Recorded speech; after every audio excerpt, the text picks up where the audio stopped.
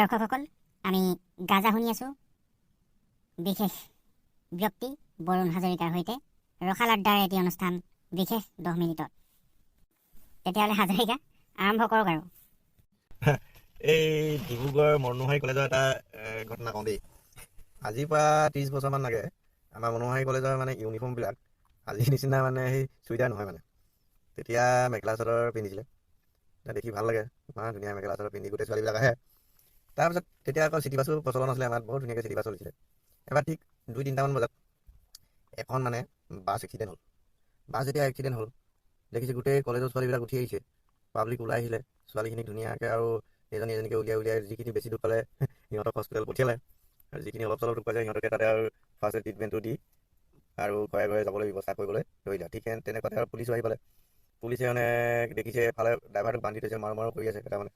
পুলিচকেইটাই গৈ লাহেকৈ মানুহ পাব্লিকখিনিক ঠাণ্ডা কৰি কিনে মানুহখিনিক বুজালে যে নহয় আৰু এনেকৈ নহয়, এতিয়া বোলে যি হ'ল আমি আমি আমি আহি পালে আমি গোটেই ঘটনাটো চাম। তাৰপিছত আৰু লাহেকৈ গৈ ড্ৰাইভাৰটোক সুধিলে মানে তুমিতো এতিয়া ডাঙৰ ঘটনাটো কৰিলা, এতিয়া গোটেই কথাটো আমাক বুজাই কেনে কোৱা কেনেকৈ কি হ'ল।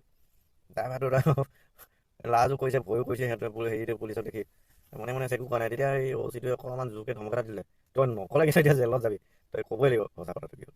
তেতিয়া ড্ৰাইভাৰটোৱে লাহেকৈ কৈছে, চাওক বোলে মোৰ গাড়ীখন এনেকুৱা টাইমত আছিলে, মনোহাৰী কলেজখনো সেই সময়তে ছুটি দিছে। তাৰপিছত গোটেই ছোৱালীখিনি মোৰ তাত উঠিলে, উঠাৰ পিছত এজনী ছোৱালী ভৰ্তি হৈ গৈ থাকিলে ঠেলা হেঁচা কৰি। তাৰপিছত আৰু মই লাহেকৈ গাড়ীখন ষ্টাৰ্ট দি গৈ আছোঁ অলপ দূৰত দেখিছোঁ বোলে লাহেকৈ গিয়েৰডাল চেঞ্জ কৰিব লাগে। গিয়েৰডাল চেঞ্জ কৰিবলৈ মই চাইছোঁ পিছলৈ গোটেই ছোৱালীখিনি থিয় আছে, কাৰ মেখেলা সোমাই থাকিলে, মইতো এতিয়া বিচাৰিব নোৱাৰোঁ, সেনেকৈ গৈ খালত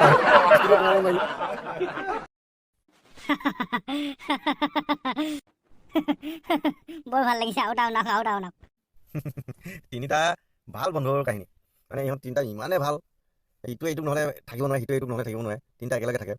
কিন্তু কোনেও ক'ব নোৱাৰিব যে ইহঁতকেইটা মানে এটা হিন্দু, এটা মুছলিম আৰু এটা খ্ৰীষ্টিয়ান। তিনিটা ইমান ধুনীয়াকৈ থাকে, মানে ইমানে মিলা প্ৰীতি ইহঁতৰ মাজত। সিহঁতে যি খায় যি কৰিব গোটেইখিনি মানে একেলগে মিলি জুলি কৰে আৰু। কাপোৰ কিনিলেও সিহঁতে ধুনীয়াকৈ তিনিটা বজাৰ কৰি একদম মিলাই কিনে মানে যিয়ে কৰিব গোটেইখিনি সিহঁতে মিলি জুলি কৰে।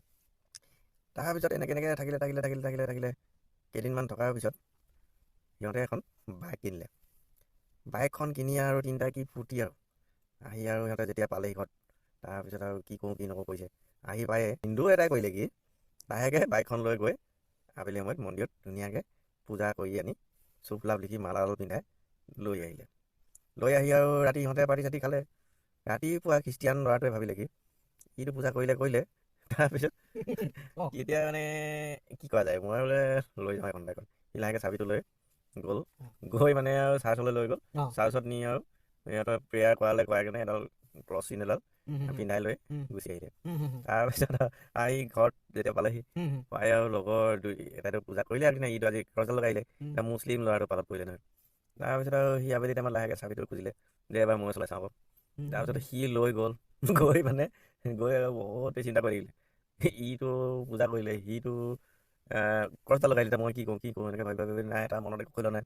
একদম দোকানত বহি চিগাৰেট এটা খালে, এটা খোৱাৰ পিছত দুটা খালে, তিনিটা খালে, এনেকৈ 7-8টা বহিছে। তাৰপিছত লাহেকৈ ঘূৰি আহিছে। তাৰ ৰুমৰ ওচৰত যেতিয়া পাইছে দুইটাইতো ভয় খাইছে, এইকেইটা ল'ৰাকেইটা বন্ধুকেইটাই বাইকখন একদম ফাটা চাউণ্ড দিছে।